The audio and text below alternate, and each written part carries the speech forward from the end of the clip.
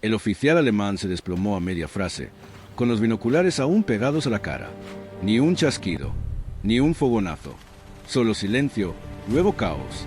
A 300 metros de distancia, en el patio de una granja francesa bombardeada, su personal se apresuró a buscar refugio, escudriñando tejados, hileras de árboles, ventanas, cualquier lugar donde pudiera esconderse un francotirador. No encontraron nada, porque no estaba en ninguno de esos lugares. Estaba debajo de ellos, en las profundidades de la tierra, respirando un aire gélido que se tragaba el sonido como una tumba. Era junio de 1944, 2 semanas después del día D, y los setos de Normandía se habían convertido en un laberinto mortal. Cada campo, cada camino hundido, cada aldea destrozada era una trampa mortal en potencia. Los francotiradores dominaban la guerra. Los tiradores alemanes, atrincherados en muros de piedra y torres de iglesias centenarias, habían frenado el avance aliado a paso de tortuga. Acabaron con oficiales, operadores de radio, médicos, cualquiera que pareciera importante. Los canadienses y los británicos perdían hombres a un ritmo mayor del que podían reemplazarlos. Pero un hombre había encontrado una forma de cambiar el guión. Se llamaba cabo James Albert Dunning. Tenía 23 años. Nació en un pueblo minero de Nueva Escocia, donde su padre trabajaba en el subsuelo y su madre lavaba ropa. Jamie, todos lo llamaban Jamie, había crecido cazando ciervos en los bosques de los alrededores de Cabo Bretón. Aprendió a disparar con el rifle de palanca de su abuelo, apuntando al cuello para no arruinar la carne. A los 16 años, podía derribar un ciervo a 200 metros en medio de la niebla. A los 18, era el mejor tirador de 3 condados. Cuando estalló la guerra, Jamie no se apresuró a alistarse. Esperó, observó, leyó los periódicos. Vio cómo las primeras oleadas de voluntarios regresaban a casa en cajas o no llegaban. Pero en 1942, cuando su hermano menor mintió sobre su edad y se alistó, Jamie lo siguió. No por patriotismo, por protección. Alguien tenía que vigilar al chico. Lo enviaron a una escuela de francotiradores en Inglaterra. Frío, húmedo, miserable. Los instructores eran británicos, veteranos de la Primera Guerra Mundial, hombres que habían pasado años en agujeros embarrados esperando un casco para asomarse por encima de una trinchera. Le enseñaron a tener paciencia, a controlar la respiración, a leer el viento observando la hierba, a calcular el alcance por el tamaño de la cabeza de un hombre en la mira. Le enseñaron a pensar como presa, no como depredador, a ser invisible primero, letal después. Jamie era bueno, más que bueno. Aprobó todas las pruebas y disparó mejor que todos los demás reclutas. Pero tenía un problema. Hacía demasiadas preguntas. ¿Por qué siempre disparamos desde los tejados? ¿Por qué no más cerca del suelo? ¿Y si usáramos el terreno de otra manera? A los instructores no les gustó. Cíñete a la doctrina, cabo. La doctrina te mantiene con vida. Pero Jamie no confiaba en la doctrina. La doctrina decía que los francotiradores necesitaban altura y distancia. La doctrina decía que había que encontrar un nido, disparar y reubicarse. La doctrina decía que la previsibilidad era mortal. Así que rota tus escondites. Nunca uses el mismo lugar 2 veces. Jamie pensaba que eso era parcialmente cierto. La previsibilidad era mortal, pero también lo era estar donde el enemigo te esperaba. Embarcó hacia Normandía con la 3ª División de Infantería canadiense a principios de junio, justo después de asegurar la cabeza de playa. En su primera semana, vio morir a 3 francotiradores aliados. Todos disparaban desde posiciones elevadas, ventanas, graneros, arboledas. Todos fueron detectados porque los alemanes sabían dónde mirar. Arriba, siempre arriba. Jamie comenzó a mirar hacia abajo. La campiña normanda era antigua. Más antigua que la guerra, más antigua que las naciones que la combatían. Las granjas se habían cultivado durante 1000 años. Y cada granja tenía un pozo. Profundos pozos de piedra, algunos de 3 o 4 metros y medio de profundidad, construidos en la Edad Media para alcanzar el nivel freático. La mayoría estaban secos a oro o contaminados con escombros. Pero aún estaban allí, ocultos bajo cubiertas de madera, medio enterrados entre la maleza, olvidados. Jamie encontró el primero por accidente. Iba atravesando un pueblo abandonado, agachándose, cuando el suelo casi cedió bajo sus pies. Se contuvo, miró hacia abajo y vio el círculo negro de la boca del pozo bajo unas tablas podridas. Se arrodilló, dejó caer una piedra. La oyó caer a 2 metros y medio de profundidad, y luego nada. Seca, Lo miró fijamente durante un buen rato. Luego se subió. El pozo medía unos 4 pies de ancho, estaba revestido de piedra vieja, fresco y húmedo. Había suficiente espacio para estar de pie, para apoyar la espalda contra un lado y las botas contra el otro. Y a ras de suelo, entre 2 piedras, había un hueco, de unos 15 centímetros de ancho por 25 de alto, lo justo para ver a través de él, lo justo para apoyar el cañón de un rifle. Jamie pasó una hora allí abajo, probando ángulos, comprobando la visibilidad. El pozo estaba en la esquina de un granero derrumbado, a 30 metros de un camino que los alemanes usaban para abastecerse. Tenía una vista clara de la intersección. Y desde el suelo, a menos que alguien se acercara al pozo y mirara directamente hacia abajo, era invisible. No se veía ninguna silueta en el tejado, ni sombras en las ventanas. Nada. Esperó hasta el anochecer. Un camión alemán pasó a toda velocidad y se detuvo en la intersección. Un oficial salió, encendió un cigarrillo y consultó un mapa. Jamie se puso la mira en el pecho, exhaló lentamente y apretó los puños. El disparo sonó como un golpe sordo, amortiguado por los muros de piedra. El oficial se dejó caer. Los demás soldados se lanzaron a cubierto, gritando, escudriñando los edificios. Jamie no se movió, no respiró, simplemente observó. Nunca miraron hacia abajo. Permaneció en el pozo 2 horas más, hasta que oscureció por completo, luego salió y desapareció. A la mañana siguiente, informó del asesinato a su teniente. El teniente le preguntó dónde lo habían colocado. Jamie se lo contó. El teniente se rió. ¿Un pozo? Le disparaste a un hombre desde dentro de un pozo. Sí, señor. Eso no es procedimiento. Cabo. No, señor. Pero funcionó. El teniente negó con la cabeza. No lo vuelvas a hacer. Es demasiado arriesgado. Si te quedas atrapado ahí abajo, estás muerto. Jamie asintió.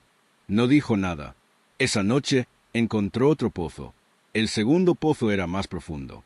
3,5 metros, quizá más. Jamie tuvo que agacharse con una cuerda, con las botas raspando la piedra resbaladiza y el rifle colgado a la espalda. En el fondo había agua estancada. 15 centímetros de lodo frío y estancado que le empapaba las botas y le entumecía los dedos de los pies. Pero la ubicación era perfecta. El pozo se encontraba al borde de un huerto en ruinas, con vistas a un cruce de caminos que los alemanes utilizaban cada mañana. Camiones de suministros, mensajeros en motocicleta, oficiales en coches de Estado Mayor. Objetivos de gran valor. Se acomodó antes del amanecer, con la espalda apoyada en la piedra y el rifle apoyado en una roca plana que había encajado en el hueco. Los muros de piedra se alzaban a su alrededor como una tumba. Sin luz, sin viento, solo el olor a tierra mojada y a su propio sudor. Controló su respiración. Lenta, regular, inhalando por la nariz, exhalando por la boca, como le había enseñado su abuelo, como le habían inculcado los instructores. Calma el cuerpo, calma el tiro. A las 7 llegó el primer camión. Infantería alemana. Quizá una docena de hombres en la parte de atrás, cansados y sucios, se dirigían al frente. Jamie lo dejó pasar. Los soldados rasos no importaban. Estaba buscando oficiales, hombres que tomaban decisiones, hombres cuyas muertes crearían confusión, vacilación y miedo. A las 7:42 apareció un coche oficial. Pintura negra, guardabarros abollados, una pequeña bandera en el capó. Se detuvo en el cruce. 2 hombres se bajaron, ambos con uniformes Feldrau, ambos con hombreras de oficiales subalternos, probablemente tenientes. Uno sacó un mapa y lo extendió sobre el capó. El otro encendió un cigarrillo, observando la línea de árboles. Jamie puso la mira en el que tenía el mapa, en el centro. No se precipitó, no pensó. Simplemente dejó que su cuerpo hiciera lo que había hecho 1000 veces. Exhalar, pausa, apretar. El rifle dio una patada. El sonido fue un golpe sordo, amortiguado por la piedra que lo rodeaba, apenas más fuerte que una tos. El oficial se desplomó.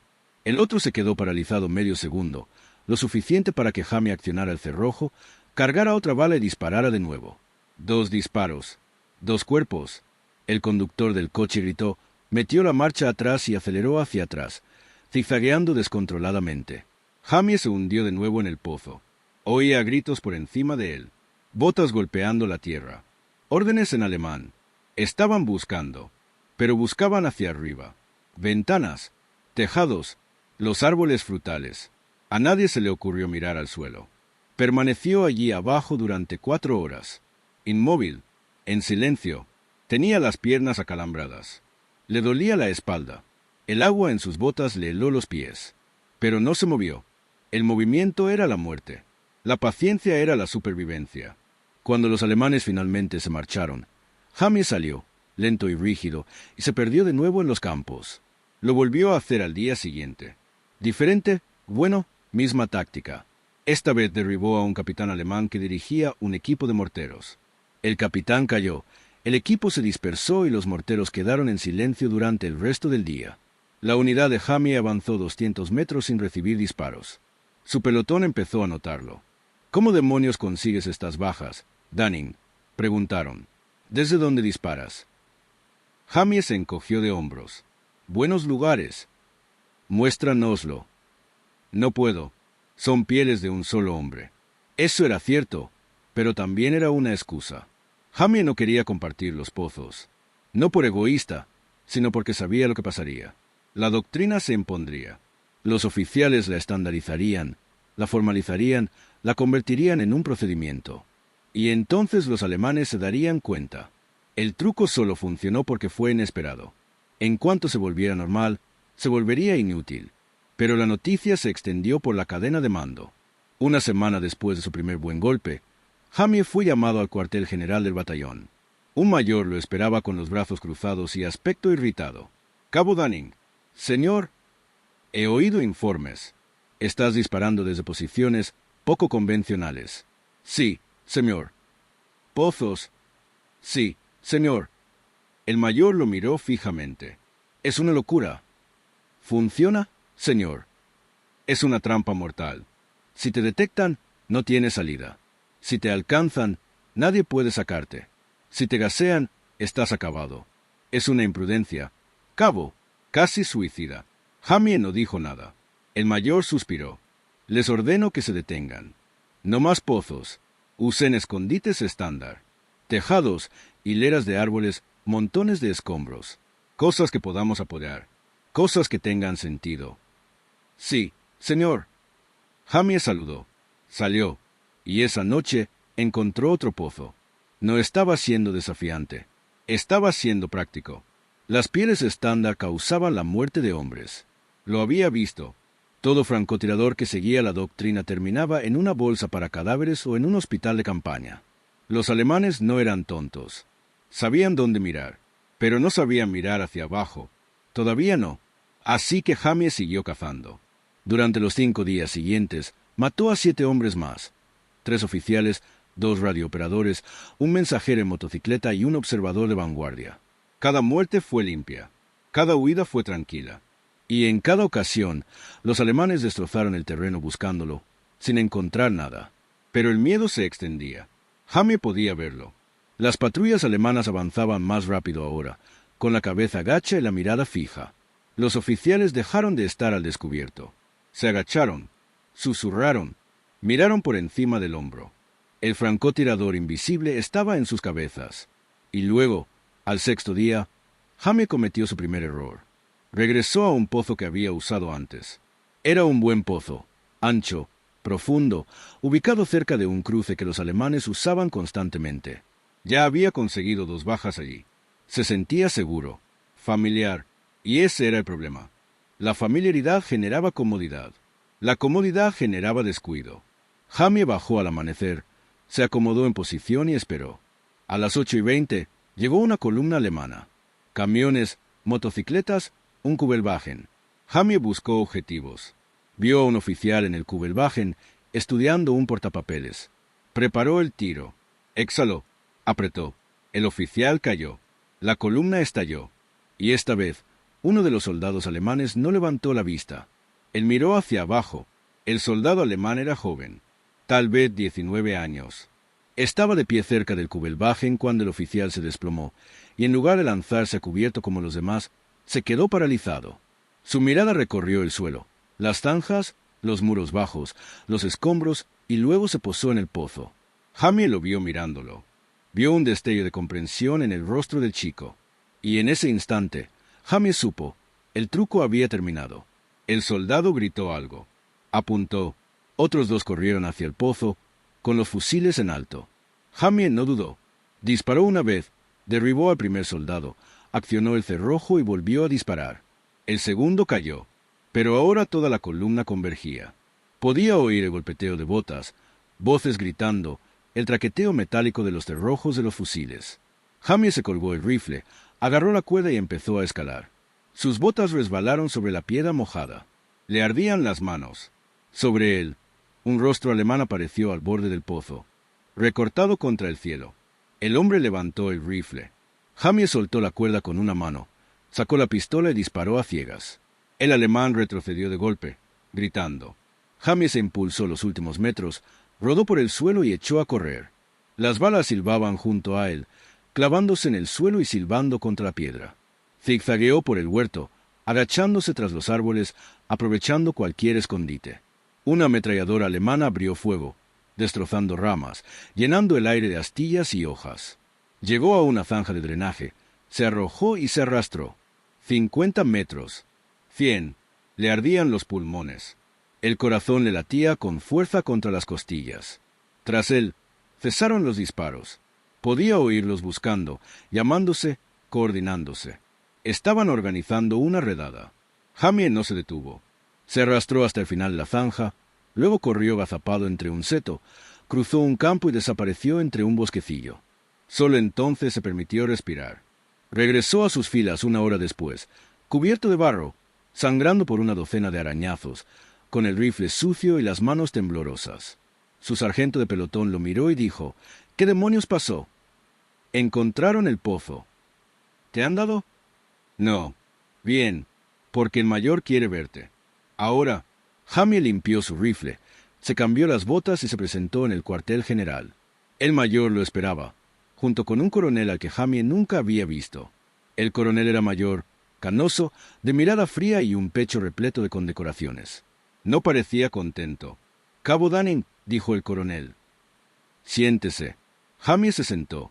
«Me han dicho que has estado usando pozos como escondites para francotiradores». «Sí, señor». «Contra órdenes directas». Jamie no dijo nada. El coronel se inclinó hacia adelante. «¿Entiende lo que es la insubordinación, cabo?» «Sí, señor». «¿Entiendes que podría someterte a un consejo de guerra?» «Sí, señor». El coronel lo miró fijamente. Luego sonrió. No era una sonrisa amable. «¿Cuántos muertos?» Jamie parpadeó. «Señor». «¿Cuántos alemanes habéis matado desde esos pozos?» «9, señor». «En 48 horas». La sala quedó en silencio. El mayor arqueó las cejas. El coronel se recostó en su silla, observando a Jamie como si fuera un espécimen bajo un cristal. 9 bajas confirmadas en 2 días, dijo el coronel lentamente. Todos objetivos de alto valor. Oficiales, en su mayoría. Sí, señor. ¿Y cuántas veces te vieron? Una vez, hoy. ¿Y escapaste? Sí, señor. El coronel tamborileó con los dedos sobre el escritorio. Dígame, cabo, ¿por qué Wells? Jamie eligió sus palabras con cuidado. No se lo esperan, señor. Los francotiradores están entrenados para disparar a gran altura. Nos enseñan a calcular la altura, la distancia y a observar el campo de batalla. Los alemanes lo saben. Registran tejados, ventanas y árboles, pero no registran el terreno. Wells me da ocultación, supresión de sonido y un ángulo bajo. Para cuando oigan el disparo, ya me he ido. Hasta hoy, señor. El coronel asintió. ¿Tuviste suerte? Sí, señor. La suerte se acaba, cabo. Lo sé, señor. El coronel se levantó. Caminó hacia la ventana. Contempló la campiña normanda, marcada y en llamas. Cuando volvió a hablar, su voz era más baja.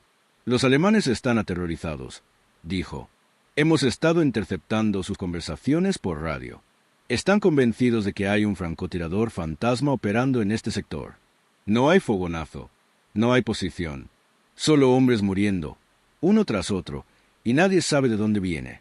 Les está hundiendo la moral. Los oficiales se niegan a abandonar sus búnkeres.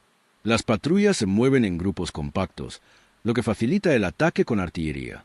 Han creado más caos en 48 horas que el que una compañía completa podría crear en una semana. Se volvió hacia Jamie. Esto es lo que va a pasar. Dejará de usar los pozos. Con efecto inmediato. Es una orden, cabo, y esta vez espero que la cumpla. Jamie apretó la mandíbula, pero asintió. Sí, señor. Sin embargo, continuó el coronel, también entrenarás a un grupo selecto de francotiradores en tácticas de ocultación poco convencionales. No en pozos, que ahora están en peligro, sino en otros métodos. Ocultamientos a baja altura. Ocultamiento a ras de suelo. Aprovechamiento del terreno. Cosas que el enemigo no esperará. Tendrás una semana. Después, volverás al campo y aplicarás lo aprendido. ¿Entendido? Jamie parpadeó. ¿Quieres que les enseñe? Quiero que piense. Cabo, en eso es bueno. En pensar diferente. El resto de nuestros francotiradores son competentes, pero predecibles. Usted no. Así que enséñeles a no serlo. Conviértalos en fantasmas. Jamie se levantó. Saludó. Sí, señor. Despedido. Jamie salió del cuartel general aturdido. Esperaba un castigo, una reprimenda, tal vez un descenso. En cambio, le dieron permiso para romper las reglas, solo que de maneras nuevas. La semana siguiente, Jamie entrenó a 8 francotiradores. Les enseñó a pensar como presas, a usar zanjas, tuberías de drenaje, sótanos derrumbados, fardos de heno, cualquier cosa que los mantuviera agachados y ocultos. Les enseñó paciencia, quietud, el arte de integrarse en el paisaje. Y cuando terminó la semana, esos 8 francotiradores entraron al campo. En el plazo de un mes, los oficiales alemanes dejaron de moverse a la luz del día. El impacto fue inmediato y en cascada. A mediados de julio, los comandantes alemanes en el sector de Normandía emitieron nuevas órdenes permanentes. Ningún oficial debía exponerse en terreno abierto entre el amanecer y el anochecer. Las sesiones informativas sobre mapas se llevaron a cabo en búnkeres. El reconocimiento se realizó desde vehículos blindados. Los operadores de radio fueron retirados de sus posiciones avanzadas. Toda la estructura de mando de la defensa alemana se había ocultado y se notaba. Sin un liderazgo visible, las unidades alemanas reaccionaron con mayor lentitud. Las respuestas de la artillería se retrasaron. Los contraataques estuvieron mal coordinados. Pelotones enteros permanecieron en sus posiciones, esperando órdenes que llegaban demasiado tarde o nunca. Los canadienses y los británicos aprovecharon cada vacilación, avanzando con ataques bruscos y agresivos que los alemanes tuvieron dificultades para contener. La táctica del pozo de Jamie había sido desbaratada, pero la idea subyacente había proliferado. Por todo el frente, los francotiradores aliados experimentaban con pieles poco convencionales. Un hombre se escondió en un montón de estiércol y permaneció allí 16 horas, matando a un mayor alemán que creía estar a salvo tras sus propias líneas. Otro se ocultó dentro del cadáver de una vaca muerta, usando el cuerpo en descomposición como ocultamiento y cobertura psicológica. Nadie quería acercarse lo suficiente para comprobarlo. Un tercer francotirador encontró una letrina bombardeada y disparó desde el interior del pozo negro, respirando a través de un paño y soportando el hedor para abatir limpiamente a un observador adelantado. Fue feo, fue brutal, pero funcionó. El desgaste psicológico para los alemanes fue severo. Los soldados comenzaron a rechazar ascensos. Nadie quería ser oficial, porque los oficiales morían primero. Hombres que habían servido con distinción durante años de repente se volvieron insubordinados, discutidores, cualquier cosa con tal de evitar ser puestos al mando. Los informes de moral de las unidades alemanas capturadas pintaban la imagen de un ejército que se autodestruía desde dentro. Y en el centro de todo, invisible e implacable, estaba Jamie Danning. Nunca volvió a los pozos. No lo necesitaba. Había recurrido a otros métodos más extraños y efectivos. Una vez pasó un día entero dentro de un pozo de proyectiles inundado, sumergido hasta el cuello, respirando a través de una caña hueca, esperando un francotirador alemán que había estado aterrorizando a un pelotón canadiense.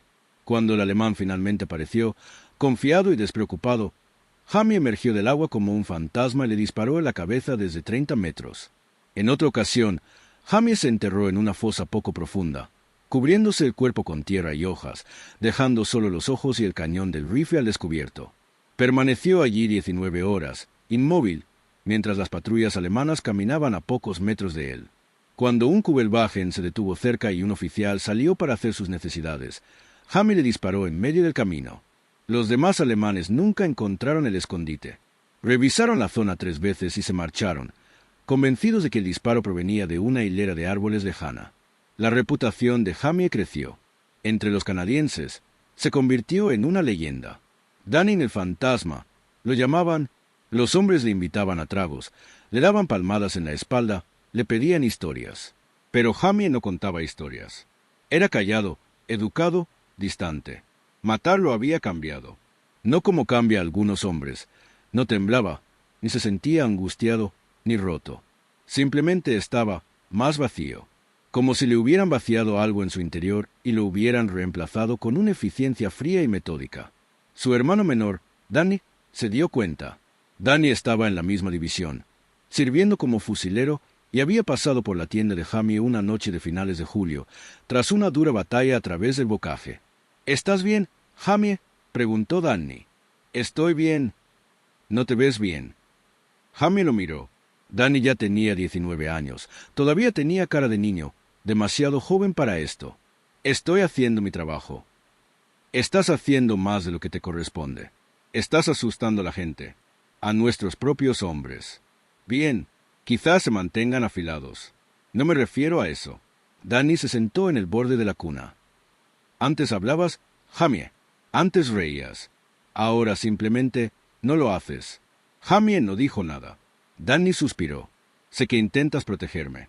Lo entiendo, pero no tienes que cargar con todo esto sola. Sí. ¿Por qué?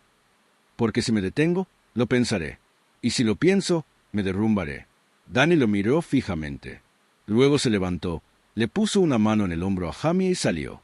Jamie no durmió esa noche. Se sentó en la oscuridad, limpiando su rifle, sintiendo el peso de 9 bajas, luego 20, luego 34. Podía recordar cada rostro, cada oficial caído, cada soldado muerto sin saber de dónde venía el disparo. Se dijo a sí mismo que era la guerra. Se dijo a sí mismo que ellos habrían hecho lo mismo. Se dijo a sí mismo que estaba salvando vidas aliadas. Pero la verdad era más simple y más dura. Era bueno matando y el ejército necesitaba que siguiera haciéndolo.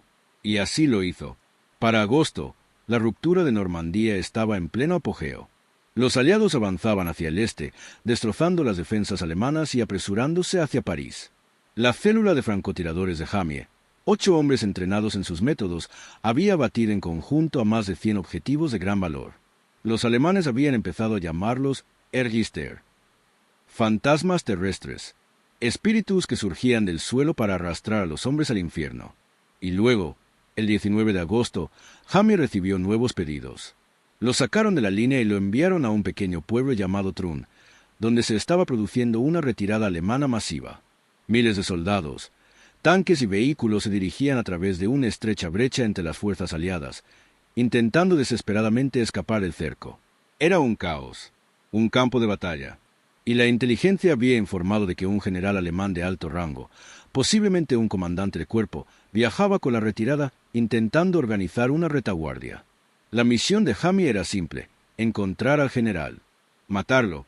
Le asignaron un observador, un chico tranquilo de Manitoba llamado Peters, y ambos se posicionaron en una loma baja que dominaba la ruta de retirada. La carnicería abajo era asombrosa. La artillería aliada bombardeaba la columna, convirtiendo los vehículos en chatarra y a los soldados en humo. El aire apestaba a combustible quemado y cordita. Los gritos resonaban por los campos. Jamie examinó el caos a través de su mira, buscando un objetivo que importara. Y entonces lo vio. Un hombre en un coche oficial, de pie a pesar del bombardeo, gritaba órdenes, dirigía el tráfico, intentaba imponer orden en la huida. Vestía un abrigo largo, insignias de oficial, y se movía con la firme autoridad de quien había comandado hombres durante décadas. Jamie ajustó la mira. Exhaló. Apretó. El general se desplomó en el coche del Estado Mayor y, por un instante, toda la columna pareció congelarse. Los soldados dejaron de correr. Los vehículos se detuvieron. Entonces cundió el pánico. Los hombres se dispersaron en todas direcciones, abandonando sus puestos, sus armas, sus vehículos. La retirada se convirtió en una estampida. Peters, el observador, susurró: «Dios mío, los acabas de romper». Jamie no respondió. Ya estaba buscando al siguiente objetivo. Un coronel intentaba reunir a un grupo de soldados cerca de un semioruba en llamas. Jamie disparó. El coronel cayó al suelo. Los soldados huyeron. Durante las 2 horas siguientes, Jamie y Peters trabajaron en la cresta. Cada vez que un oficial alemán intentaba organizar la resistencia, Jamie lo abatió. Cada vez que un grupo de hombres comenzaba a formarse, lo desbarataba con un solo disparo certero. Ya no eran francotiradores. Era guerra psicológica. Era terror. Al ponerse el sol, la columna alemana se había desintegrado. Lo que había sido una retirada organizada era ahora una turba de hombres desesperados y sin líder que avanzaban a trompicones hacia el este, abandonando el equipo y rindiéndose en grupos. Las fuerzas aliadas avanzaron y capturaron a miles sin oponer resistencia. Jamie y Peters salieron al anochecer, deslizándose de nuevo entre las líneas canadienses. Cuando se presentaron en el cuartel general, un coronel los esperaba con una botella de whisky y 2 vasos. «Cabo Dunning», dijo el coronel, sirviendo. «Acaba de terminar una batalla sin disparar un solo proyectil de artillería». Jamie tomó el vaso, pero no bebió. «Solo hice mi trabajo, señor». Su trabajo era matar a un general. Mató a 11 oficiales y derrumbó un cuerpo entero.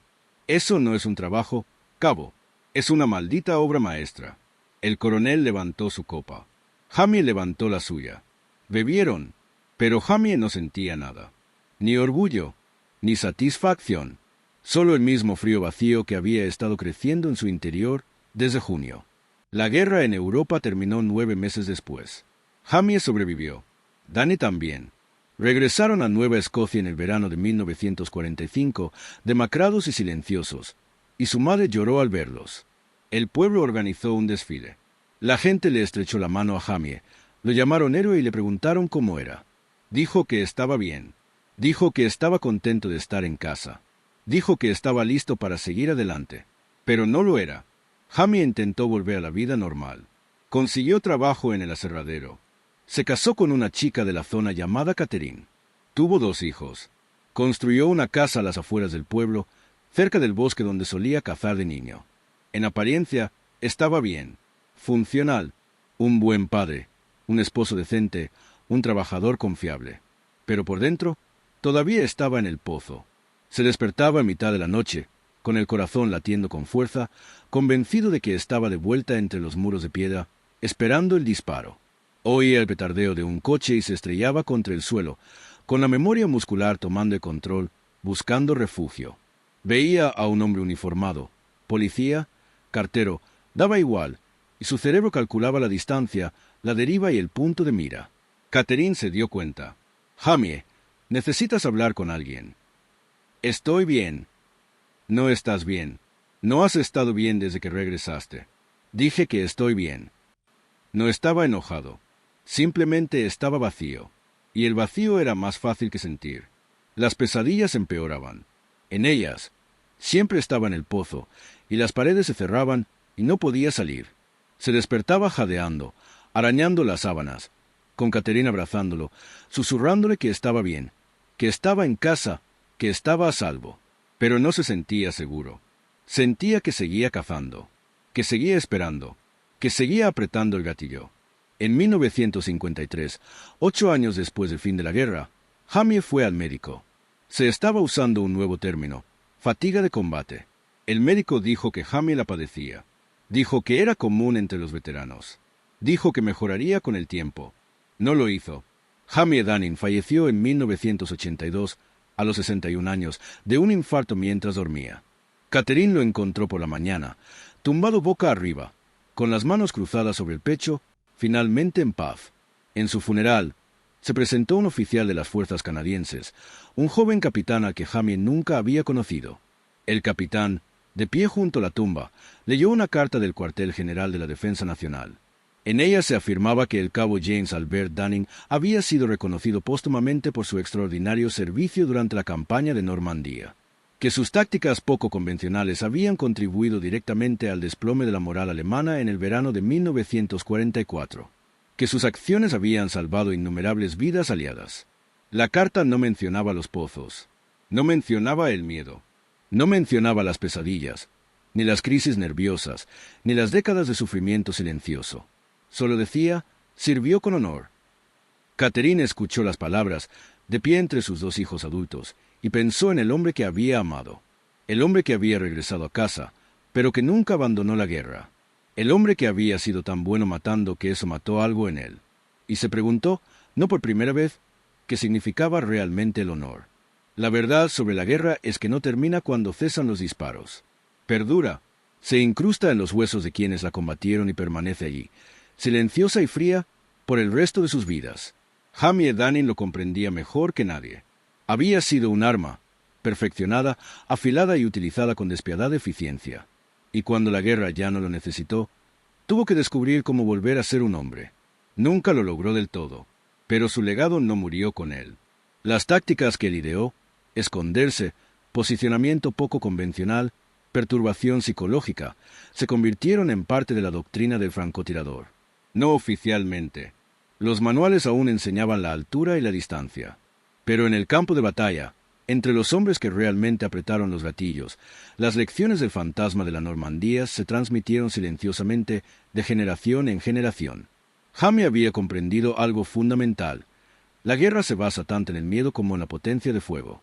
100 balas disparadas a diestro y siniestro podría matar a un hombre, pero una bala, perfectamente colocada, desde una posición indetectable, puede destrozar una unidad entera. Hace que el enemigo lo cuestione todo. Lo vuelve paranoico, lo vuelve lento, y en combate, lento es igual a muerto. Los alemanes lo habían aprendido en Normandía. Perdieron no por estar superados en armamento, aunque lo estaban, sino por su inteligencia, porque el hijo de un minero de carbón de Nueva Escocia había visto un arma en un pozo de piedra. Había examinado la doctrina y se había preguntado, ¿y si hiciéramos lo contrario?